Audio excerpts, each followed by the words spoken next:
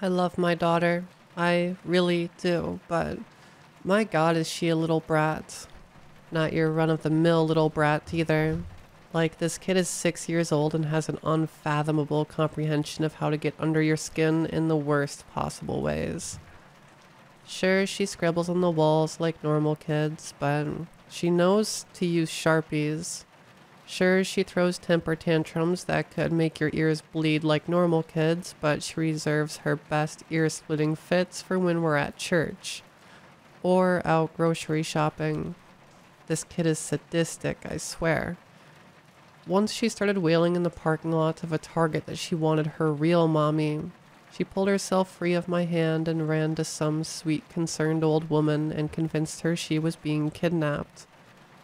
That was a lot of fun being put in handcuffs, trying to explain to the cops that she's just going through a phase. A phase of being a little asshole. But here's the kicker. It's only with me. Around my husband, she acts like this precious little angel. Yes, please, Daddy. No, thank you, Daddy. She even speaks in a sweeter tone. Apparently, all her teachers love her. She's a model for the other children, they tell me. I don't know what on earth I ever did to this kid to make her hate me, but I swear she is trying to drive me crazy. She is even trying to tear me and my husband apart. She wants to get rid of me. My husband John and I were happy. Not bullshit Instagram happy, but truly happy together. We almost never fought, aside from little arguments over finances and things like that. But for the past few years, we've developed a deep resentment towards each other. And it's all because of her. Claire, the little brat that I'm honestly ashamed to call my daughter. I know it sounds awful, believe me. I hate myself for how I feel towards her. I wanted that mother-daughter bond more than anything, but it just isn't there. I have told John all of this. He brushes off my concerns and tells me she's just a child, that I'm the adult, that letting this get to me is more childish than her bad behavior because that's just what kids do. I'm starting to hate him for it. Why does he believe her over me? It's not normal childish bad behavior. There's something wrong with her. At my wit's end, I decide to take her to a therapist. Without John knowing, of course. He'll find out eventually, and I will have to deal with the screaming match. So be it. A friend of mine had a similar problem with her son. She said he was so misbehaved she actually feared him. That he once set his bedroom curtains on fire, and had she not been able to extinguish it soon enough, he may have burned the whole house down. She said this therapist was a miracle worker. That ever since his first session, it's like he is an entirely different kid. That's what I need. An entirely different kid. So, kicking and screaming, I dragged Claire into the car and off to see this miracle worker. The office was strange. I actually passed the driveway at first and had to turn back around. It was hardly noticeable at all. Dirt driveway through thick trees on either side. At the end of the driveway was a house, not the office I expected.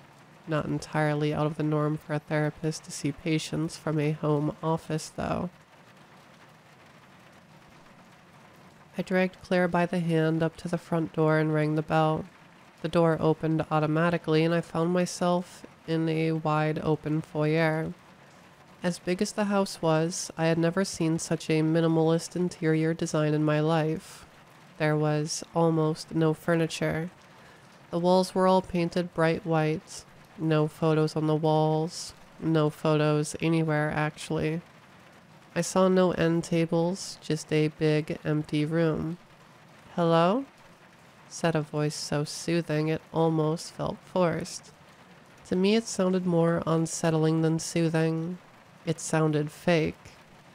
"My name's Jane, and you must be Claire?" She said that in the same sickeningly soothing voice. She walked us into what I assume was the living room. Just two couches facing each other. The whole vibe of this place just felt off. Like it was a rush set for a bad movie with a low budget. Mrs. Tyler, I presume? She directed her question to me. Yes, I've never done this before. I brought her in today because she has been displaying some very concerning behavioral. She cut me off there. No need to explain. I do this every day, Mrs. Tyler. Now, I'm going to have to ask you to leave, and I will call you to retrieve your daughter when our session has ended, she said firmly. Whoa, wait. I'm not going to leave my kid with some stranger. No offense, I said. Well, I'm glad to hear she has such a caring mother, but trust me, Mrs. Tyler, children are like animals. They act much differently when they feel they are being watched. If she knows you're here, the session will be pointless. She told me this as she guided me out the door. Kind of a weird thing to say, I thought. Wait, just hold on, I stammered as she shut the door in my face. I tried to open it but realized there were no actual handles. I remembered how the door just opened when I pushed the doorbell. I tried it, but nothing happened. I tried banging on the door, but all I did was hurt my hand. The doors were thick and heavy. I could tell she couldn't hear me.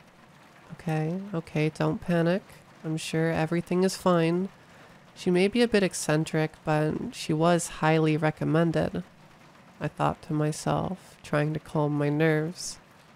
John is going to fucking kill me when that little brat tells him about this. Fuck. My thoughts kept racing back as I got back in my car to wait. I must have fallen asleep. I was awoken by the sound of knocking on my window. It was the therapist holding Claire's hand. Groggily, I asked, "How did it go? Was she okay? Did she behave? Should we schedule another session?" "No need, Mrs. Tyler. She was wonderful. She is a bright young lady. Children often misbehave just to test the waters. It's how they learn what they can and can't get away with. It prepares them for understanding boundaries as adults. She will be just fine." She said goodbye to Claire and gave her a smile that made me sick to my stomach. That was not a normal smile. There was something unnatural about it. Like her voice, like it was forced, like it was just wrong somehow, and too big for her face. "Hey Claire," I said nervously. "So, how was your session? Did you like the therapist?" "Yes, Mommy, she was lovely. Thank you for taking me to see her. I apologize for my previous behavior. I'll be a good girl now. I love you, Mommy." What the fuck? I accidentally said out loud. "Mommy, you said a naughty word. We're not supposed to say naughty words. But I forgive you, Mommy. I love you, Mommy."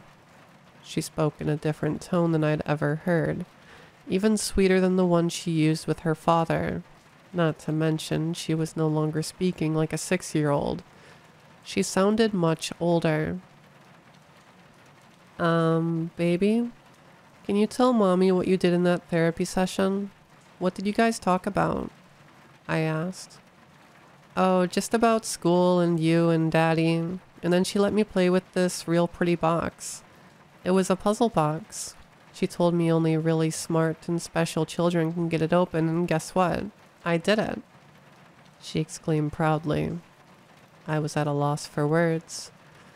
I drove the rest of the way home in silence. When we got back to the house, I started to prepare dinner, waiting for my husband to get home from work.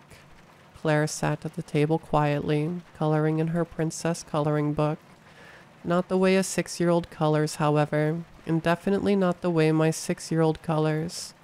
She used to just scribble angrily all over the pictures, all over the table, breaking her crayons and then screaming at the top of her lungs about it. But there she was, silently coloring perfectly in the lines, humming to herself a song I'd never heard. Now, if you have kids, then you know. They don't know a song you've never heard. In fact, they don't know a song you haven't heard played on repeats at least 800 times. But she just kept on humming this creepy little tune. "What song is that, sweetie?" I tried to ask sweetly, but I could hear the fear in my own voice. "The song inside my head," she replied. How is it even possible to be this terrified of a 6-year-old child? But I was. I was terrified of her. This was not my Claire. And while I believed before I didn't have the motherly bond with her that I was supposed to, in that moment I realized I did. Because I knew it in my bones that this child, this thing sitting at my kitchen table, was not my Claire. And as annoying of a little brat she may have been, I wanted her back, and I would do anything I had to do to get her back. I began screaming at her. I threw her crayons. I tore up her coloring book. I did everything I could think of to make her mad, make her snap back into her old self, but she didn't.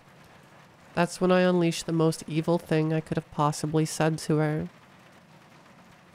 "John isn't even your real dad, you little shit. Your real dad abandoned you before you were even born, and I married John 2 years later."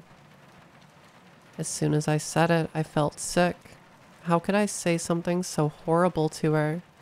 We promised we would never tell her the truth. John was a good father. He was happy to raise her as his own. I waited for the tears, but they never came.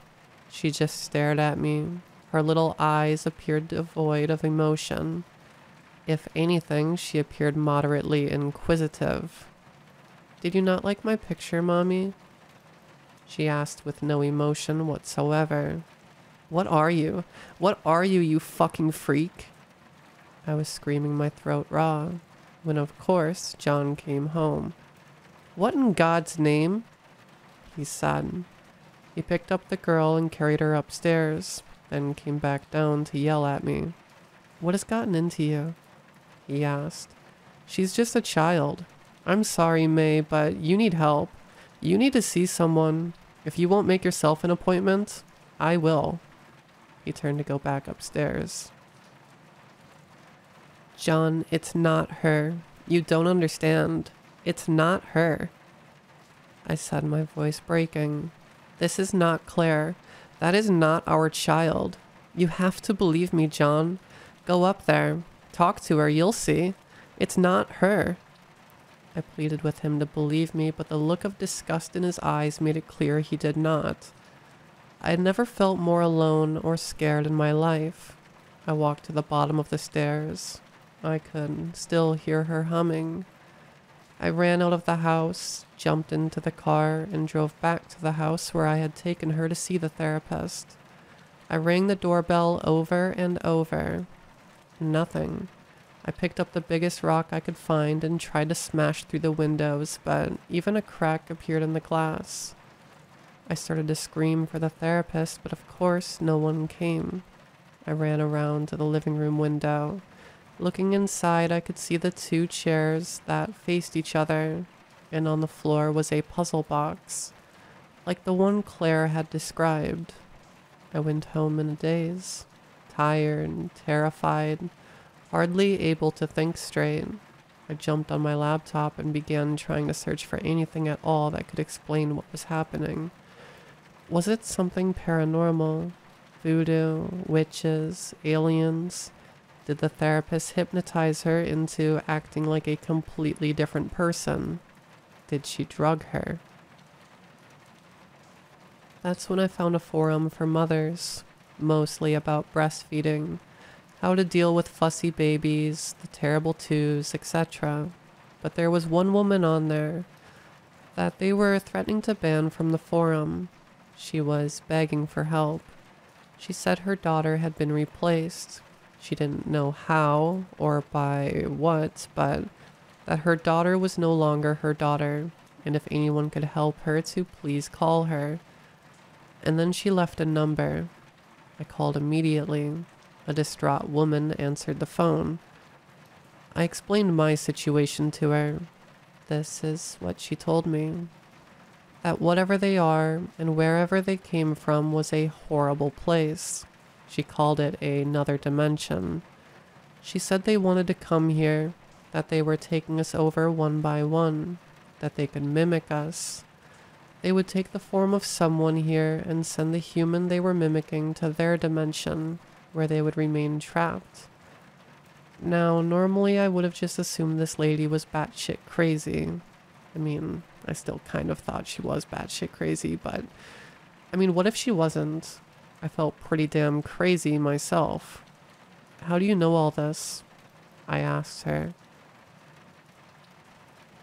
I have been searching this phenomena for years, ever since they took my little Abby.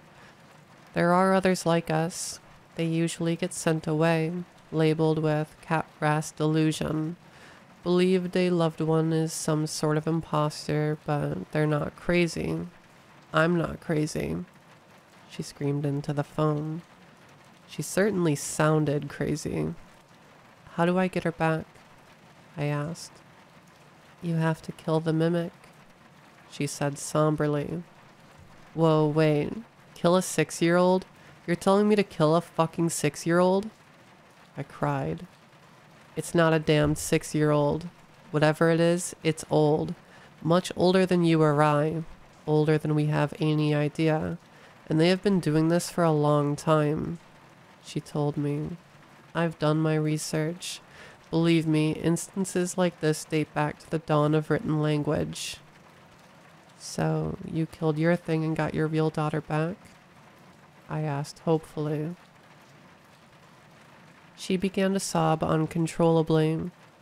She found out that I knew, because I was too afraid to get near her. So one day when I wasn't looking, she took a paring knife and stabbed herself right in the stomach. She told the doctors it was me who stabbed her. They said she was covered in bruises, all in places that could be hidden with clothes. She continued to cry. They put her in foster care. They took away my custody.